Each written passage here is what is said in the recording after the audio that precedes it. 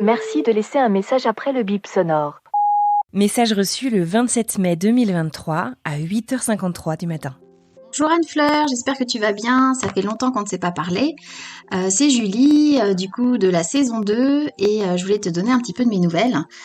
Heureusement qu'on se suit sur les réseaux sociaux, pour ma part sur San Diego c'est beau. Donc qu'est-ce qui s'est passé depuis 2 ans ? Oh là là, plein de choses. Malheureusement, à cause de la pandémie, j'ai dû mettre en suspens mon activité professionnelle. Par contre, grâce à la pandémie, j'ai pu reprendre mes études et donc j'ai fait un Master of Business and Administration et c'est super, je suis très contente, j'ai appris plein de choses au niveau de la stratégie, au niveau des finances, au niveau des diagnostics, comment gérer une boîte, enfin plein de choses que je voulais mettre en place justement avec ma petite entreprise. Et puis, comme je t'expliquais dans le podcast précédent, l'éducation a toujours été très importante pour moi et du coup j'ai trouvé un nouveau job et je suis à la tête de l'Alliance française de San Diego. Donc j'ai pu mettre en place toutes les choses que j'ai appris dans ma carrière. Comme au départ j'étais informaticienne, donc tu vois j'ai pu refaire un joli site web. J'aime bien aussi tout ce qui est culturel, donc on a pu redéfinir les missions aussi de l'organisation. Et donc voilà, ça fait un peu plus d'1 an et demi que je m'éclate dans mon job et ça c'est vraiment chouette. Et donc ce qui est rigolo aussi c'est je sais que j'ai toujours été passionnée d'éducation et là je suis vraiment super contente parce que du coup c'est peut-être des valeurs que j'ai pu donner à mes enfants. Et j'ai mon aîné justement là qui lui aussi va fêter son petit succès cette année puisqu'il est pris à UCLA, donc University of California Los Angeles, qui est quand même la meilleure université publique américaine. Donc je suis vraiment fière de tout son travail et de tout le cœur qu'il a mis à l'ouvrage pour arriver à ce niveau-là. Tout comme ses parents, il va prendre une filière scientifique et il va apprendre l'électronique et computer science. Voilà. Et sinon quoi d'autre ? Je te parlais de mon chéri dans mon épisode et nous allons fêter nos 20 ans de mariage cette année, voilà. Donc ça c'est chouette. Là je suis pas mal occupée en ce moment, donc c'est pour ça que je vais raccrocher parce que à travers l'Alliance française de San Diego, j'organise notre plus gros événement annuel pour la 2e année consécutive en personne, le San Diego French Film Festival. Qui permet à plein de personnes du monde du spectacle, plein de personnes aussi qui sont intéressées par l'éducation et la promotion des cultures francophones de se retrouver autour de super films. Donc l'année dernière, j'avais eu un film du Mali, j'avais des films québécois. Cette année, on aura un film franco-tunisien et un autre québécois et des films français, bien évidemment. Donc ce que je te propose en fait c'est je vais retourner travailler et on se rappelle bientôt, je te redonnerai des nouvelles après le festival. Salut Anne-Fleur, bye bye. Message reçu le samedi 17 juin 2023 à 16h33. Coucou Anne-Fleur, on s'est croisés décidément. Je t'avais dit que je te ferais un point sur le San Diego French Film Festival. Écoute, c'était encore mieux qu'en rêve.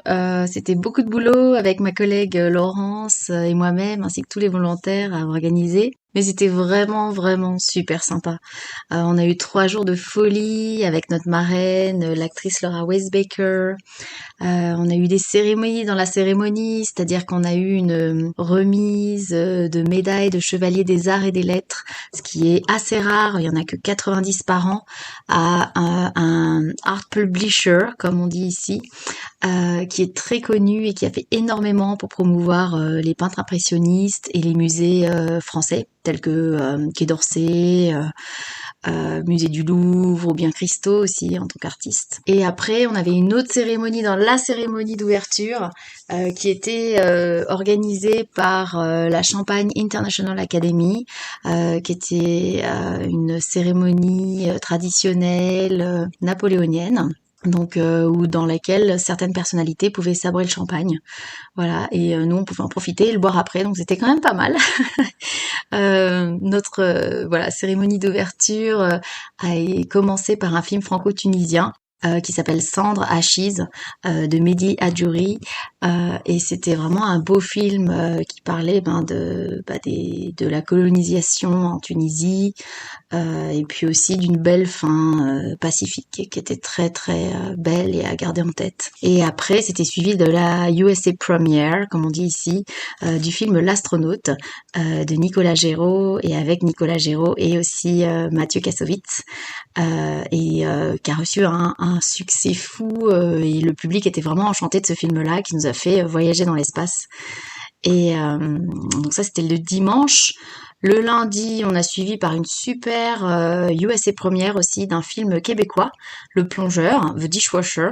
Alors là, c'était une belle surprise du festival aussi, parce qu'on a pu se plonger dans une tranche de vie assez autobiographique. Ce film est basé sur un livre d'ailleurs, sur un petit jeune qui a une addiction au jeu, et qui du coup essaie de s'occuper l'esprit en faisant de la plonge, et qui rencontre des collègues de travail qui vont l'aider à s'en sortir notamment. Enfin là, je vous fais un court résumé d'1h47 de film, mais c'était vraiment magique. En plus, la délégation générale québécoise de Los Angeles nous avait préparé plein de surprises avec plein de petits cadeaux pour nos invités, c'était vraiment chouette. Et le lendemain, on a terminé notre festival avec un book signage, donc voilà, une des interviews avec notre marraine, l'actrice Laura Weisbecker, qui est aussi écrivain. Qui a raconté son livre autobiographique Comment je suis devenue chinoise, et ce livre est très très intéressant. Je vous encourage tous à essayer d'en avoir une copie, parce qu'on comprend un petit peu mieux le monde du cinéma finalement. Je veux pas faire spoiler alerte, donc je vous encourage à le lire, mais il y a cette partie-là, voilà, qu'on essaie de comprendre sur le monde du cinéma, comment ça fonctionne, et puis aussi toute la partie culturelle, avec les différences franco et chinoises, ou alors aussi États-Unis chinois.